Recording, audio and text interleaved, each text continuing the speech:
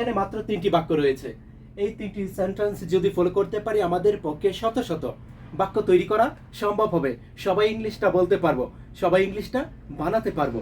যখন কাউকে জিজ্ঞাসা করব, তুমি কি কাজটা করেছো, তুমি কি তাকে সাহায্য করেছো, তুমি কি সেখানে গিয়েছিলে, তুমি কি তাকে সাহায্য করেছিলে, তুমি কি তাকে সাহায্য করে থাকবে, তুমি কি কাজটা করে থাকবে, তুমি কি গিয়ে থাকবে, এরকম যখন কাউকে জিজ্ঞাসা করব সেই ক্ষেত্রে এই 3টি বাক্য যদি ফলো করতে পারি তাহলে কিন্তু বলতে পারবো ইংলিশে, সবাই পারবো ইংরেজিতে বলতে।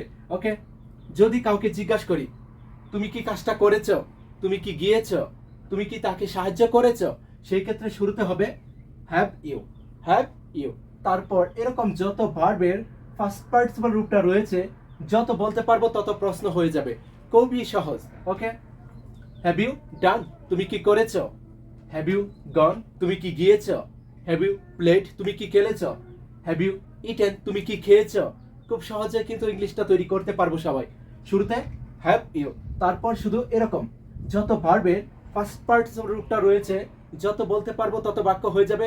সবাই কিন্তু ইংলিশটা তৈরি করতে পারবো, সবাই ইংলিশটা বানাতে পারবো। যখনই কাউকে জিজ্ঞাসা করব তুমি কি কাজটা করেছো, সে কি সেখানে গিয়েছে, কামাল কি তাকে সাহায্য করেছে, সেই ক্ষেত্রে এখানে হ্যাভ অথবা হ্যাজ হতে পারে। এই বিষয়টা শুধু আমাদের মনে রাখতে হবে। এখানে যে কোনো সাবজেক্ট হতে পারে।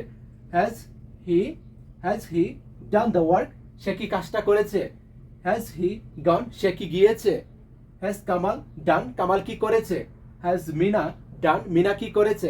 সাবজেক্ট অনুযায়ী হ্যাজ অথবা হ্যাভ, এই বিষয়টা শুধু আমাদের মনে রাখতে হবে, তাহলেই হবে।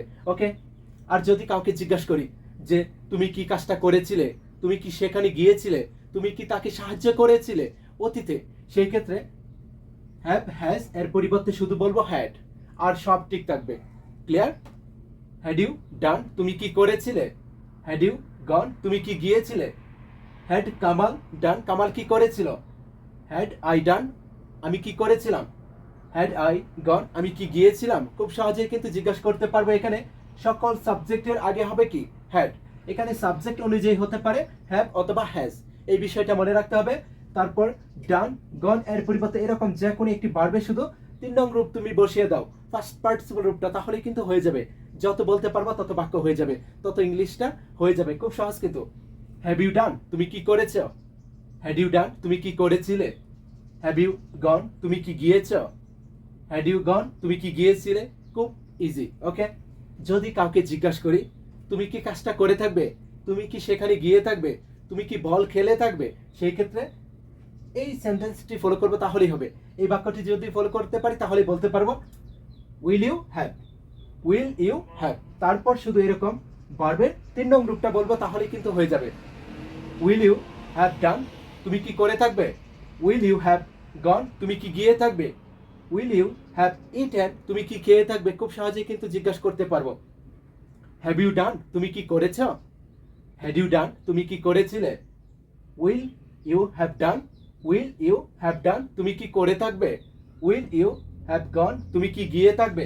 এখানে ইউ এর পরিবর্তে যে কোনো সাবজেক্ট বসিয়ে দিব। ক্লিয়ার? ইউ এর পরিবর্তে যে কোনো সাবজেক্ট যেই কাজটা করে থাকবে তাকে বসিয়ে দিব। তারপর এখানে শুধু যে কোনো ভার্বের 3 নং রূপটা, ফার্স্ট পার্টিসিপল রূপটা যদি বলতে পারি তাহলে কিন্তু হয়ে যাবে।